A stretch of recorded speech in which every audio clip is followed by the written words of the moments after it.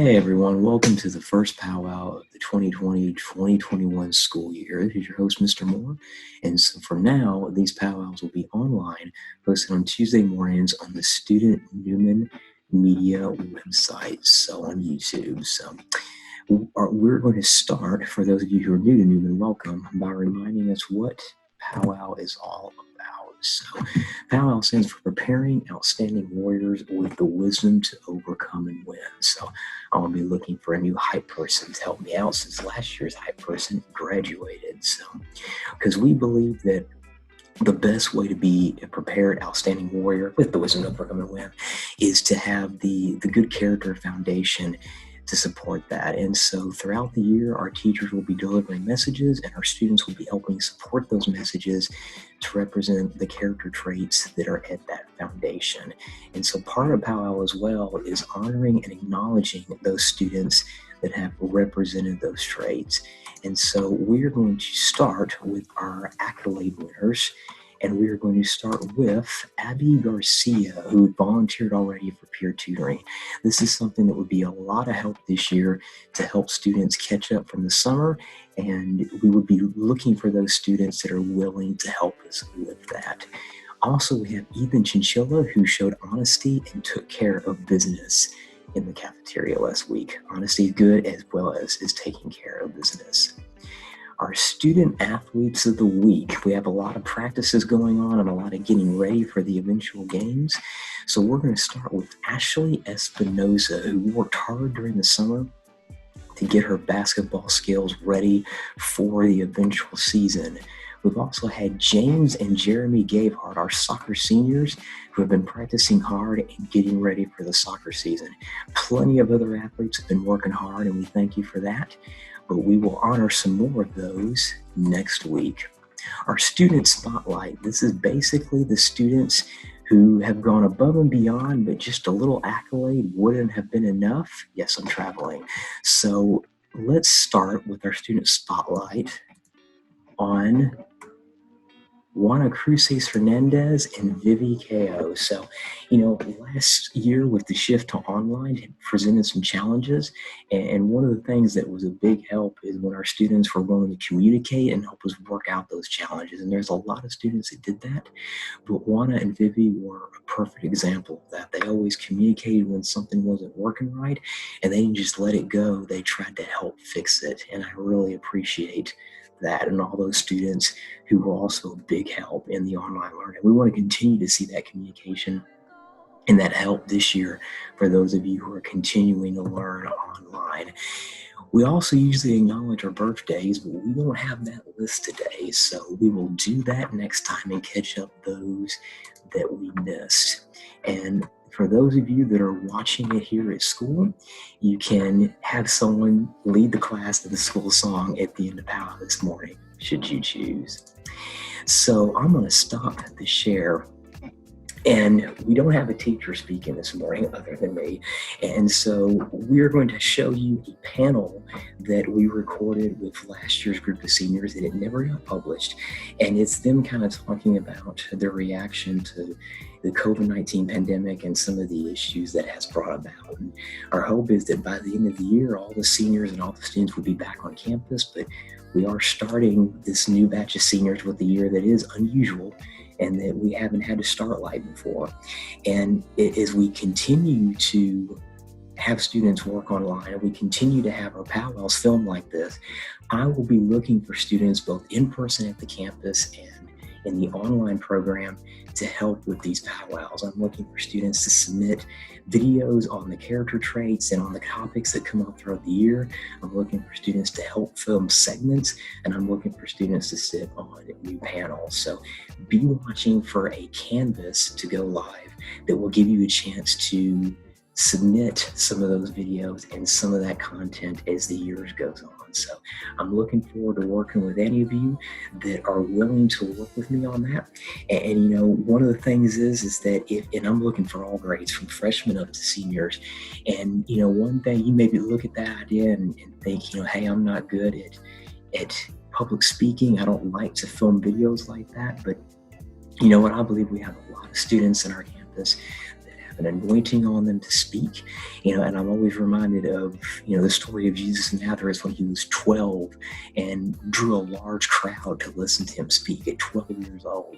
Imagine going to the Parks Mall or someplace like that and stopping and speaking and trying to draw a crowd to you. And I'm not saying you have to go speak at Parks Mall in the middle of a Saturday, but I think a lot of you have an anointing on you for speaking, and I want to see you kind of develop those skills. So thank you for watching this morning. And now here is the Powwow panel featuring some of last year's graduating seniors. Thank you. Welcome, Newman family, to the Powwow panel. So just like we did when we were on campus, we always had a panel with our seniors to kind of discuss the message that our teachers delivered during Powwow. And even with school having been closed now for the semester physically and us doing online learning for the rest of the semester, we kind of wanted to continue that spirit of Powwow and giving our chance for our seniors to kind of respond to what was discussed in Powwow. So I hope you watched Mr. Skinner's video last week where he talked about the battle that we're all currently facing, because this isn't a battle that we chose, but it's a battle that in some way we all have to deal with, whether it be issues with work, whether it be issues with not being able to physically go to school, health issues, and so forth, the anxiety that sometimes tries to come in around it. And the thing with battles is sometimes we choose to go into one, and sometimes we end up having to face it regardless. And, we've got people in our nation or world right now that are choosing to go into the healthcare field and go to work and continue to serve patients, and even in the environment to continue to work at stores that are having to serve the public. And we appreciate all of you that are watching that are involved, either you or your family, in those essential jobs where you're in the front lines of the workforce. And we know that there's a different kind of battle that you're facing. And so whatever aspects of this battle that you're dealing with, the thing is with battles, it's not just that you face it and that you try to win it, it's how you do so. And it's the choices that we make in the middle of that. These battles always teach us something about ourselves. Do we continue to try to work with our community, or do we take the social distancing to the point of completely separating? Do we think about those around us, or do we sometimes get wrapped up in kind of only supplying for ourselves? Do we give into that spirit of fear, or do we say, look, I'm going to take this captive and I'm going to move forward with the spirit of faith, or whatever your spiritual background is or beliefs are, with just a spirit of continue to work through it? And so rather than me discussing a bunch of those points related to that, I wanted to call in our senior panel this afternoon and let them give their viewpoints on the central question of battling through adversity. So the first person that I'm going to pull in is Alyssa Kohler. And the question that I'm going to ask of our panel this morning is, in the battles that you've had in moments of adversity that you faced, what are some of the things that have allowed you to fight that battle and fight through that adversity? So when I was in 10th grade, I went through a couple of surgeries and just faced a lot of physical challenges. And honestly, while this is, a similar situation because you're not in control of anything at all, but what really, really helped me in facing a challenge and facing adversity, especially when we didn't see any of this coming, is having an unwavering trust in God. And knowing that whatever happens, that God has this plan and he can see 10 steps and even farther ahead of this one. And so maybe for some people, this coronavirus pandemic will actually be that moment that they're able to look back on and say, that is when I learned that God had a plan for me and my family. For some, maybe they have hope for this situation because they've already had a situation similar to this. But I think just overall knowing that God has a plan and having that faith and that strong faith that we're going to be all right. So. Yeah, and it's interesting that you mentioned planning, because when I ask her a second question, you're gonna bring that up again in a little bit. But I like what you mentioned about when you see before that you have come through things, that it's a little bit easier to start focusing on that there is an end to this. And I think all of us have faced battles before, and all of us have come through those battles. And so that's what we have to hold on to, is even though this is going to take a while for everything to kind of work its way through, we will come out on the end of it. Viola Ellis, same question. You've dealt with moments of adversity, or you fought battles. What's kind of gotten you through those battles? What's helped you face those in the past? So like Alyssa, I had injuries well back like 8th grade freshman year. And what happened is from the injury, I was unable to play volleyball for about a year and a half. And if any of y'all knew me back then, volleyball was my life. I played all the time. I did club, I did privates, I did school. And so having that taken away from me was like a really big moment of like, what am I supposed to do with myself now? And so during that time, I learned that I have so many other talents that I would have never known I had if I had stayed single-mindedly focused on volleyball. And so it's just like, you have to learn that you have so many other things that you can do. You just have to give yourself the chance to actually do them. So, yeah.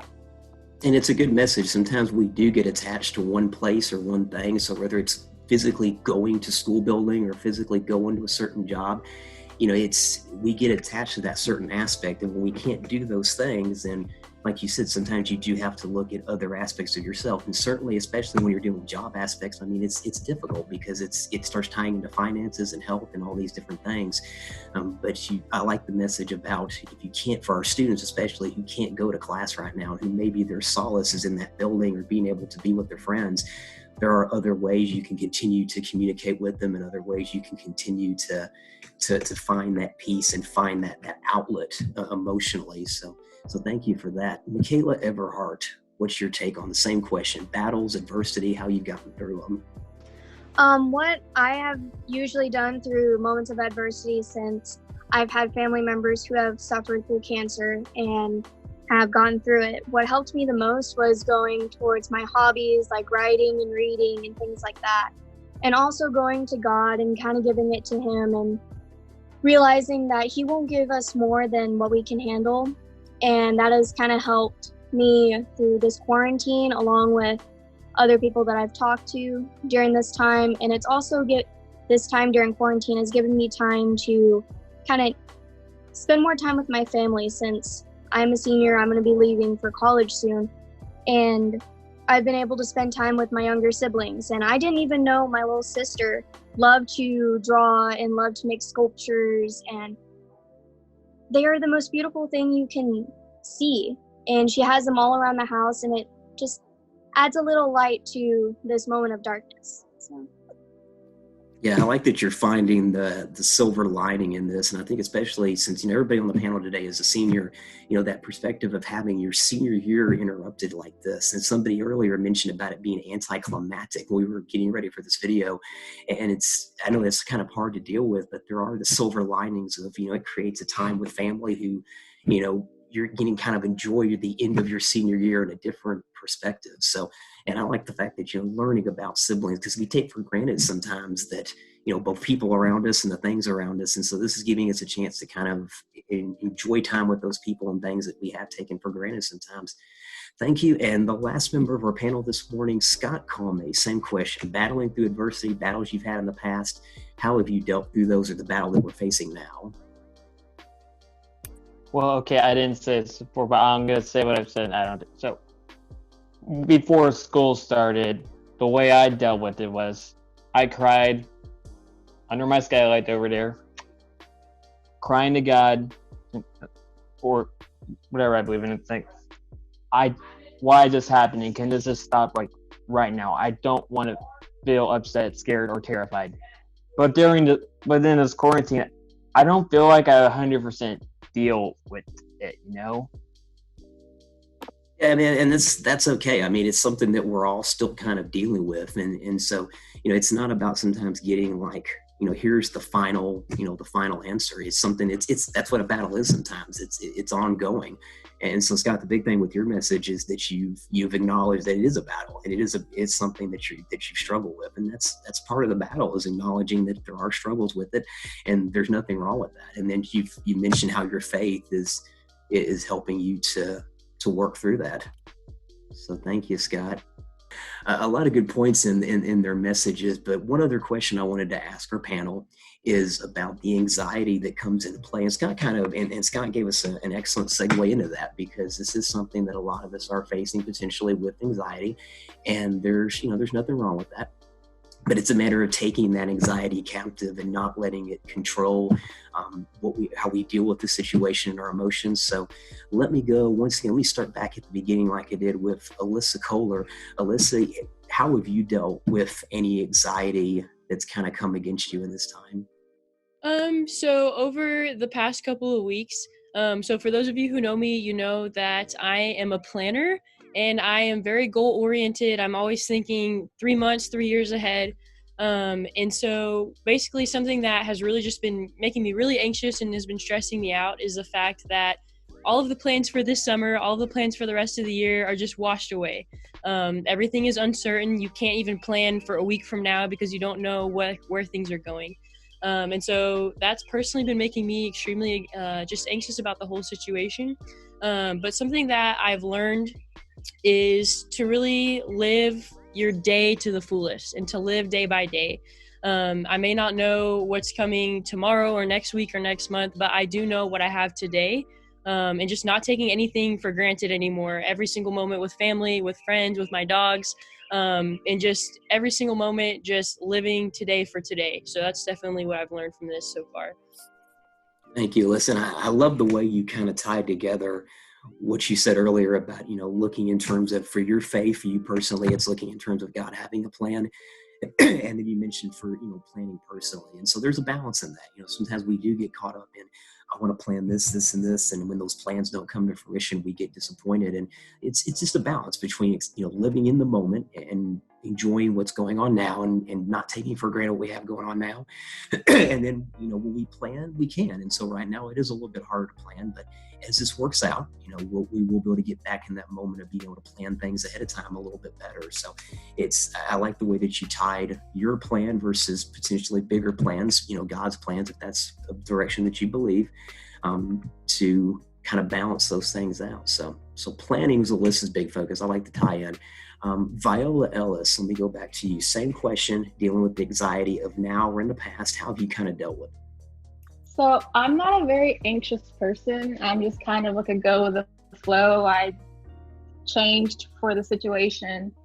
But I have a lot of friends. I know a lot of people who are. And one of the things that I've just had to tell them is that don't be afraid of something that could happen. Like, it's not certain that something is for sure going to happen. So don't live in that fear. And worrying about a situation doesn't change the outcome. Knowing about it does, and learning how it works and how you can change it, then yes. But worrying about it and sitting and being afraid of what could happen never changed anything. And so another way is like, I really go back on my faith, and I just think that, I'm not in control of the situation. God's in control. So yeah. So thank you, Viola. And it's, I love what she said both about, looking in terms of her faith, but a lot of our fear comes in the way of things that aren't likely even going to happen. And, even with this virus that we're dealing with, it's easy to get focused on those numbers and the stats and the totals that we're, the case and deaths totals that we're seeing. But it's, the odds in certain situations are still lower, and that's why we're doing all this social distancing and everything, is to try to keep those odds lower. And it's easier to get caught up in the things that may or may not. But I like what you said about that. If you worry too much about that, then you're losing in terms of what actually is happening. And Michaela Everhart, same question, dealing with the anxiety. Well, there has been a lot of anxiety in the house just between myself and my family members. And what we've found out is that if we make small things or focus on like a plant that we're all trying to help grow, or we go outside and see like a red bird or a blue jay, and we just kind of distance ourselves from the anxiety, that it helps us to kind of calm down and help with the household. And I've also been trying to make sure that everything is nice and calm for my family members. So I would leave little gifts for everybody. And I would also have all of the essential oils that I have going on through the house so that it keeps a very calm and happy atmosphere. And that's kind of how we've been dealing with the anxiety, and it's been helping a lot. So, yeah. Thank you, Michaela. I like that spirit of basically just trying to keep it positive, because that's one thing we can kind of take a certain amount of control of is our environment. You know, we can't control everything that's happening with this pandemic. We can't control the situations that we're facing, but we can take authority over our households. Again, whether it's from a spiritual standpoint or a family standpoint, we can take that authority over our households to say, this spirit of anxiety is not going to be what reigns in this household. We're gonna break that off, and we're gonna do our best to kind of work through it. And again, I fully acknowledge that everybody's facing different aspects of this battle, and sometimes it's harder for others versus another group that's facing a different aspect. But you know, we just have to break off that spirit of anxiety and fear. And last member of the panel for this question, Scott Calme, same thing, dealing with the anxiety of this moment. What have you done to kind of deal with that anxiety? Well, like I've said before in prep, I've been trying to let my feelings out, not necessarily calmly, but I've been trying to cry, but I couldn't. And it's just like, why I'm not crying, I don't know. And like, when it comes to all these things that are happening and all the advice I hear from friends, God's got you, you can spend time with your family, you can grow closer to him, you can find hidden talents. Knowing all these good things can come out if you just look for it. It's like putting on a bullet. It's like if you put on a bulletproof vest, it doesn't change something when someone shoots at you, you know? Like covering yourself, protecting yourself from adversity doesn't change the fact that it's there. And so I have to try to find a balanced mindset when it comes to this. Yeah, and I mean, and there's nothing wrong, Scott, certainly with acknowledging that it is a battle. And like you said, it's, you know, these things we've been talking about taking control of situations and looking toward faith and everything. Yeah, it doesn't stop the battle from existing. It's not going to stop the issues that may come into play with health or with finances or with, you know, schooling and so forth and so on. But you know, it's okay. That's part of this, is acknowledging that there is anxiety and there is acknowledging a battle. And as we were prepping, you did bring up, you know, about how not getting caught up in the media of it. And it's easy to get focused on those numbers and on those statistics and, you know, the different news items that's coming out. And, you know, we have to we want to be informed, but we also don't want to get so caught up in those numbers and those articles that it's harder for us to break off that anxiety. So, you know, I get what you're saying about, you know, you want to cry, but it's difficult. And I think it's because you're kind of, you know, it's that in between place where you want to have that belief and you want to have that peace in it, but you also, you know, you've got this battle that we are facing, and there's nothing wrong with kind of acknowledging that. So, Alyssa, you actually kind of had an interesting perspective on this earlier, because, you know, seniors are the ones that are on our panel, you know, but for all of our sophomores or freshmen, you know, other classes that are watching this video, you know, we're still doing online schooling. School is still going forward.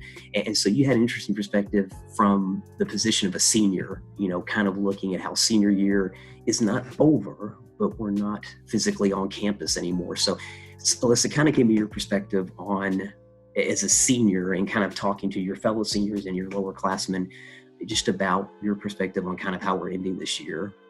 Well, I think the first thing is, as a senior, something that I was talking to someone about yesterday was, just because, you know, we don't formally have graduation and we don't formally get to walk across the stage, and we, you know, at least, you know, on May 30th, you know, plans aren't formally in place as they normally are.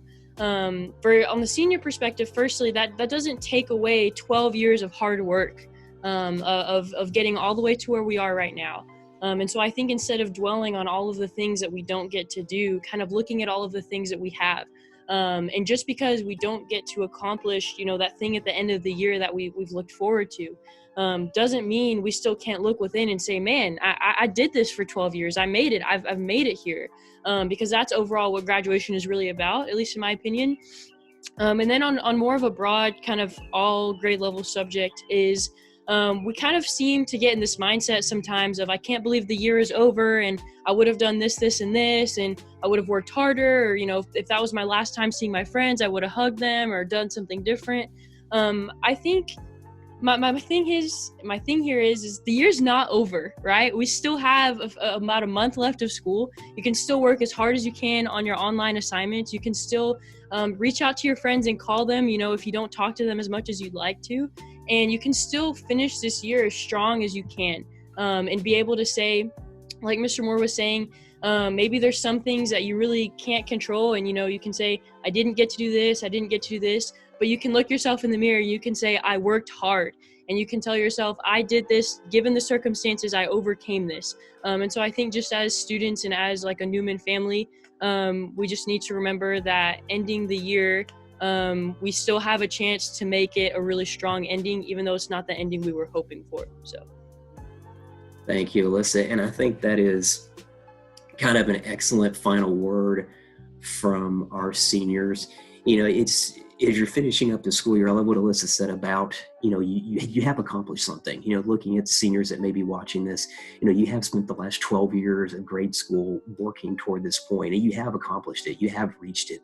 And as you finish these last 5 or 6 weeks of the semester and of your high school career, don't let the fact that you're not doing it in a physical place and that you may not walk the stage at the end of May, but later during the summer or in some different capacity, don't let that take away from the accomplishment of what you faced. And, for the lower classmen, you're still have a chance to work on those grades. You still have a chance to communicate with your classmates, by being faithful to attending our online classes and getting your work done and all that. And, so yeah, as we talked about, it's all about taking control of your environment, the things you can take control of.